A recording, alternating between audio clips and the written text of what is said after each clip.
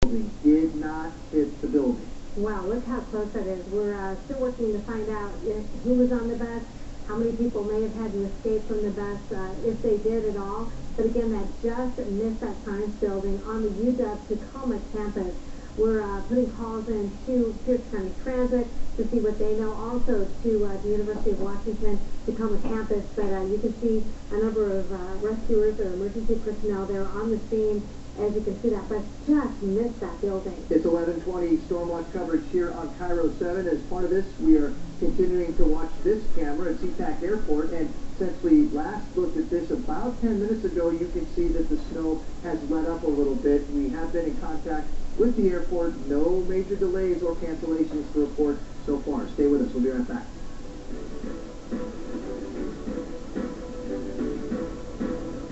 If you've been seriously injured, here is reason number 2 why you should call the Bernard Law Group. Our attorneys have recovered over $400 million for our injured clients. Call the Bernard Law Group at 1-800-INJURED for a free consultation. How do you say, welcome to the neighborhood?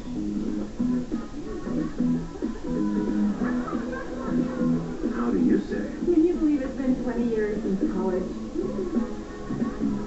Malcolm says you're special, like Boursin, a creamy, crumbly blend of real cheese and savory herbs. Boursin makes any moment more memorable, even if you're saying, I'm gonna have to kiss tonight. how do you say Boursin? Next, Entertainment Tonight. Bristol, Kyle, Jennifer, the backstage tension, the conspiracy theory. Does Bristol have an unfair advantage? Plus, Kate Gosselin's back on the ET stage. Hours skating with the Stars correspondent. Then, the Good Wife love triangle. Who is she going to choose? There could be a fresh face that takes her away from both of them. And Mark Harmon's boss. Dark secrets about NCIS. Next ET. Tonight at 7 on Cairo 7. This is not a prescription. This is Norma, who's inundated with all the information coming at her concerning the Medicare Part D changes this year. So she went to her Walgreens pharmacist for guidance and a free personalized report that looks at her prescriptions and highlights easy ways for her to save. Because Norma prefers her painting to paperwork. See how much you can save. Get your free report today. Expertise. Find it everywhere there's a Walgreens.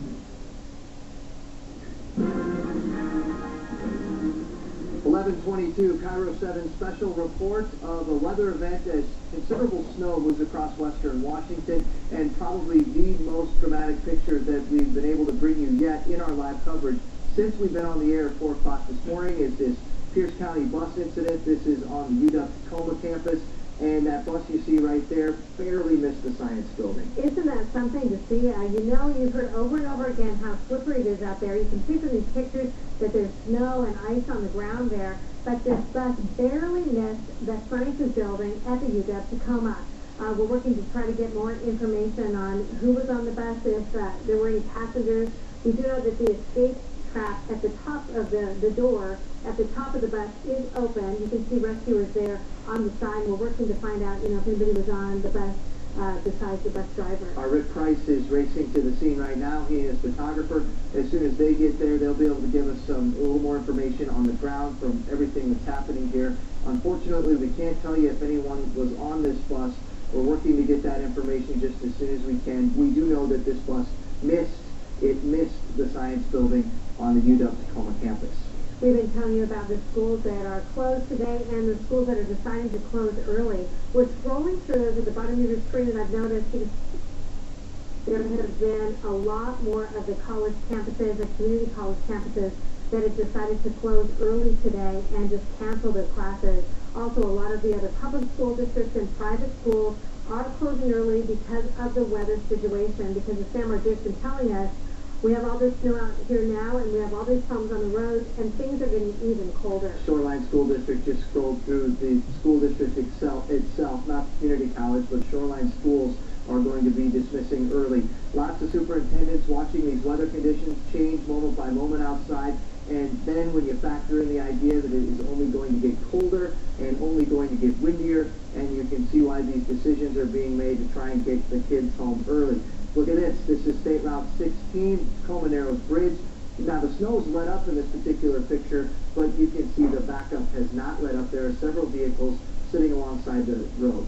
Let's go to Sam Marzier, who has the latest on what's happening with all of the weather and how the worst may be yet to come. Sam? No, absolutely, Julie. You guys said it right. We're not out of the woods yet with this storm. In fact, things will get a little hairier as we head into the afternoon hours. Not only are we looking at more snow, but heavy, strong wind is looking to pick up this afternoon, specifically through some areas that are covered in just a sec, and also getting colder in the coming hours. So looking at Storm Tracker, still very active outside. Tacoma and Olympia getting a break right now. The snow was steady, though, the last 2 hours, so still a lot on the road. Downtown Seattle, seeing persistent snowfall. This stretches over to Bellevue, up to Kirkland right now, and this is moving farther to the north.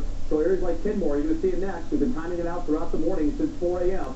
11:35 Kenmore, Bothell 11:39 Mill Creek, 11:54 increasing snow for your neighborhood. Want to tilt the view and take a look at Snohomish County. North of Beverly has some light snow. We got a couple calls into our newsroom from Whidbey Island. It's coming down around Whidbey Island, also to the north into the Lippet Peninsula.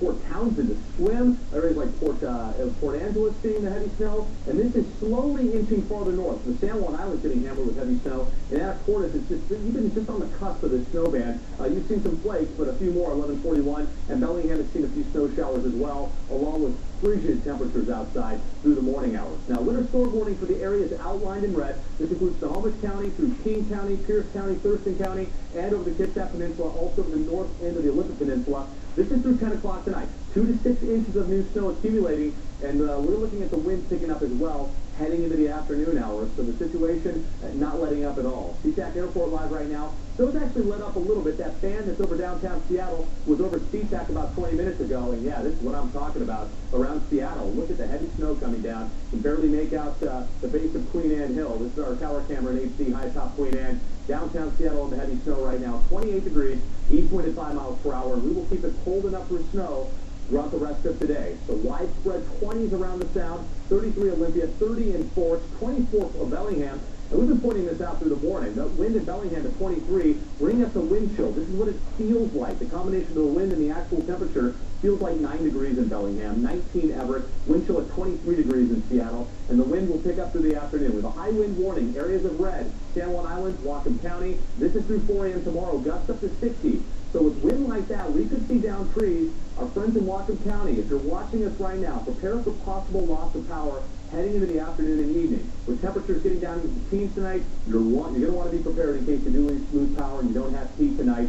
Be prepared for that. Around Skagit County, Whidbey Island, northeast of the peninsula, wind advisory, gusts 40 to 50. Rest of the Sound, no wind advisory, but it will be gusty at times, just gusts in that 20 to 30 mile per hour range.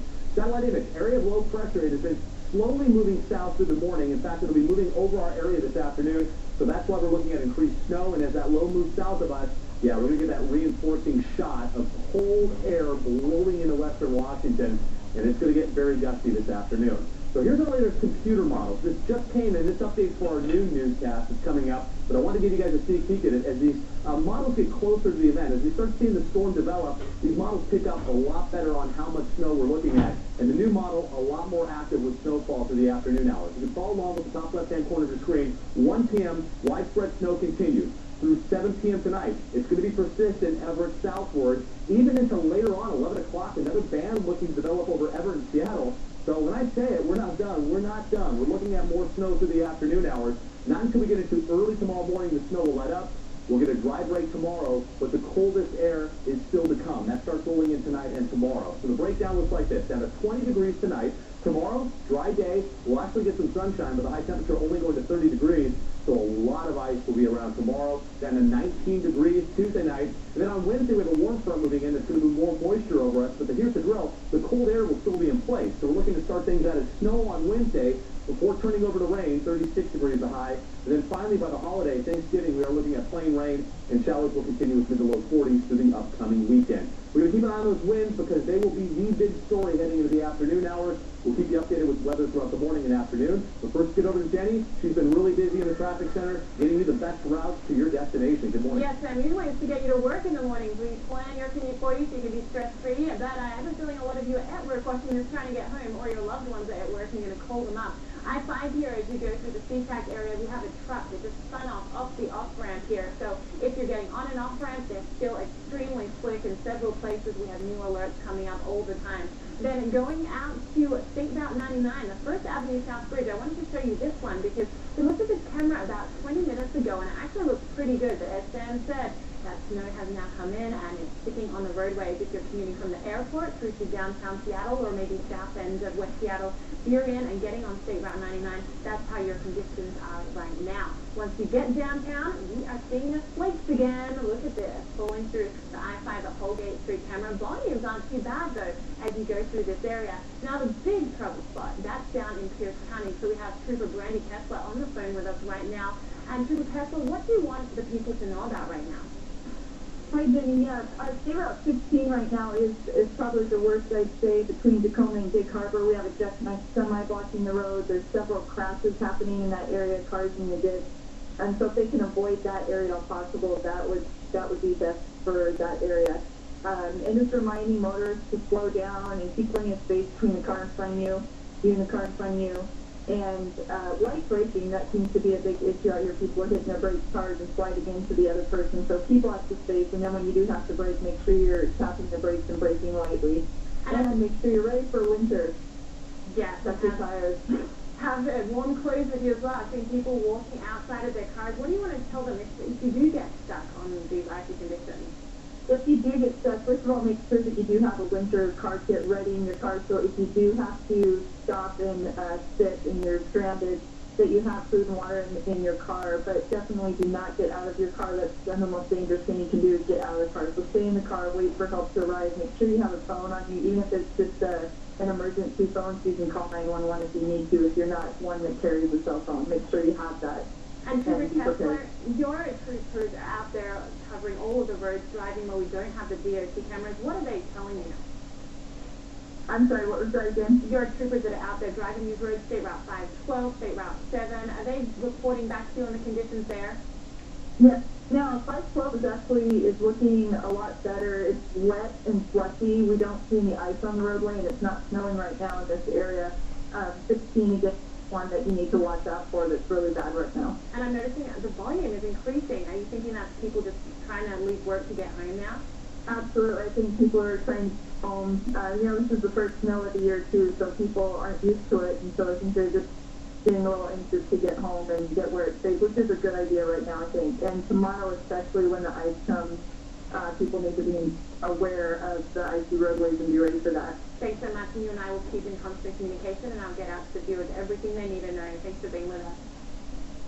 Okay, thanks, Jenny. And the time right now is 11:32. Live picture for you at Green Lake, where the snow is falling down right now, and it has pretty much been snowing throughout the morning here. Just getting word not too far from Green Lake, the Woodland Park Zoo will be closing at 3 o'clock this afternoon. And Point Defiance Zoo also will be closing early today because of, yeah, you guessed it, the heavy snowfall. As you can see from the school information at the bottom of the screen, more and more of these schools are deciding to close early today because of the conditions and also because of concerns about how cold it's going to get later today and that things could get even more icy a little bit later today.